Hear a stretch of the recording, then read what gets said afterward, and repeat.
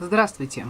Поговорим о вере средневековых монголов Чингисхана. Религия любого этноса не является вопросом его вкуса. Каждый народ выбирает ту веру, которая в наибольшей степени соответствует его психотипу, ментальности, уровню бытия.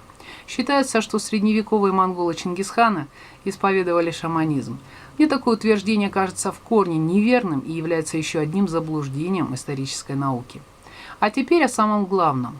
Средневековые монголы Чингисхана, светлые монголы, верили в единого бога. Вот как это объясняет Плано Карпини. Они веруют в единого бога, которого признают творцом всего видимого и невидимого в этом мире, а также признают творцом как блаженства в этом мире, так и мучений, однако они не чтят его молитвами или похвалами или каким-либо другим обрядом. Согласно описанию Рубрука, светлые монголы верили, что он дух, никогда не принимавший человеческий облик. Более определенно о боге говорит внук Чингисхана, Мангу-хан.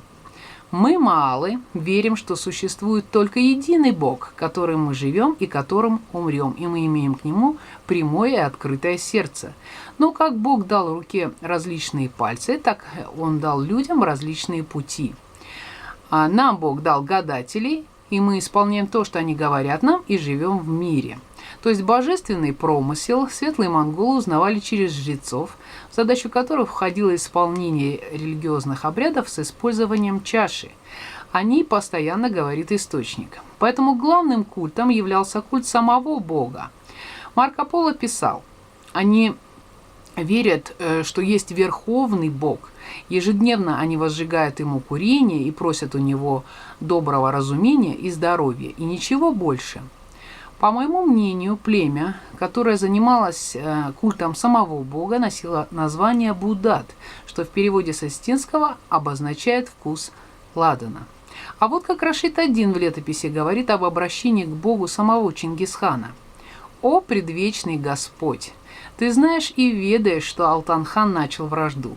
Если знаешь, что это мое возмездие правое, не спошли мне свыше силу и победоносность, и повели, чтобы мне помогали ангелы, люди, пери и дивы».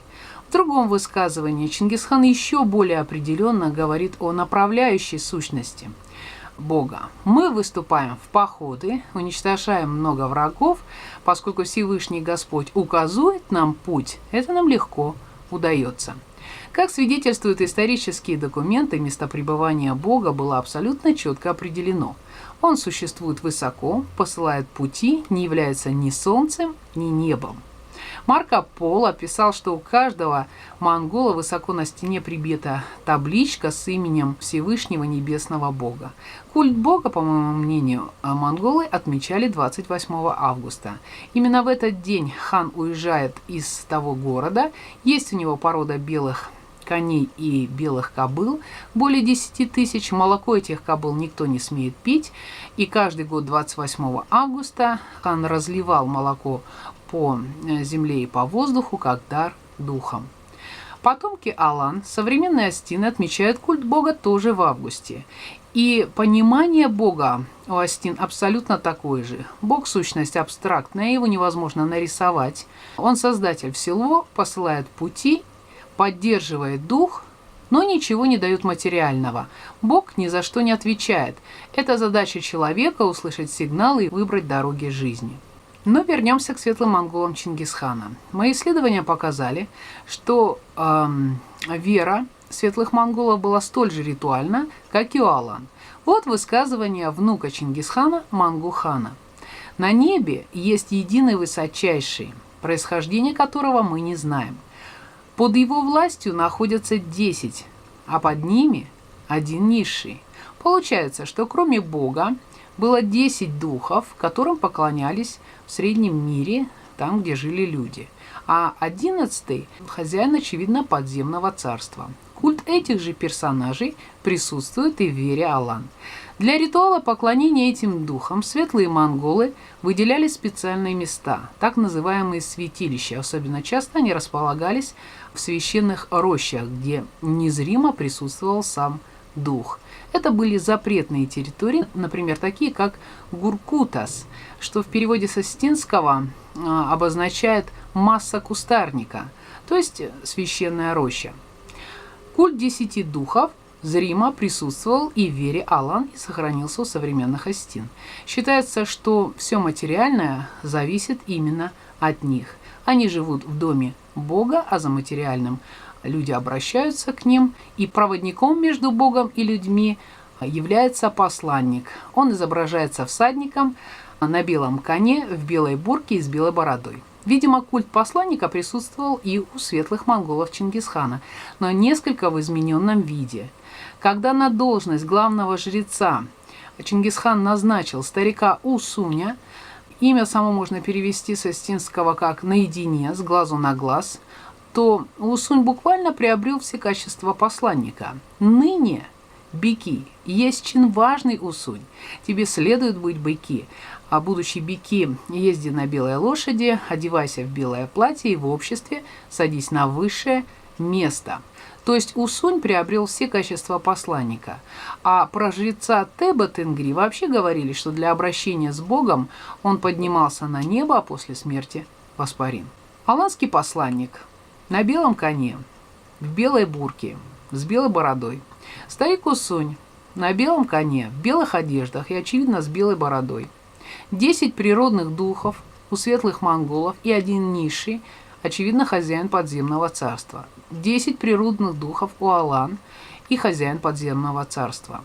Единый Бог, который и светлым монголам, и Аланам дает только пути и разум. Ни те, ни другие не считают солнце и небо Богом, а только природными силами или духами. Что это? Совпадение? Но возникает два вопроса. А почему природных духов 10? И где лежат корни религиозного познания светлых монголов и их предков Алан? Впервые с числом 10 мы встречаемся в священном тетраксисе Пифагора. Декаду, цифру 10, он стал изображать как сумму первых чисел. 1 плюс 2 плюс 3 плюс 4 равняется 10, разместив их в виде треугольного числа тетраксиса. Его последователь Филалай высказал идею, что число 10 содержит все пределы, с помощью которых из беспредельного возникает организованная Вселенная. А неопифагорейцы даже включили тетрактиду в свою клятву. Число 10 в глубокой древности было настолько важным, что Каббала использовала тетраксис Пифагора для написания и толкования одного из священных имен Бога, изображая его в треугольнике по тем же правилам, которые установил Пифагор. Бог в Каббале беспределен, недоступен, непознаваем. Между Богом и миром есть 10 сефирот, с помощью которых он сотворил мир. Но среди этих сефирот есть один, считающийся посланником. Это первая сефира Кетер, главная среди равных. Как видите, снова число 10 и опять посланник. Беспредельный Бог, который с помощью 10 духов устанавливает пределы своего саморазвертывания в материальном мире. Кто же назовет это шаманизмом? Это похоже на зоны гностицизма. В его основе лежит гносис, знание особого рода. Одна из его основ – учение о едином, абсолюте, проявляющем себя через множество. Человек и Бог с одной стороны едины, с другой – отделены друг от друга миром. Бог слишком далеко, его бесполезно о чем-либо просить, умолять. Познавая себя, совершенствуя, человек может приблизиться к уровню Бога, и тогда он сможет говорить с ним на равных, как это отмечено в нарских сказаниях осетин, и с открытым прямым сердцем, как говорил Чингисхан. Мне представляется, что древнее знание, лежащее в основе гностицизма, каким-то удивительным образом формировало религиозное познание и сознание светлых монголов и их предков, скифов, сармат и алан. С вами была Джиова Залина, автор книги «Чингисхан. Аланский след». Спасибо.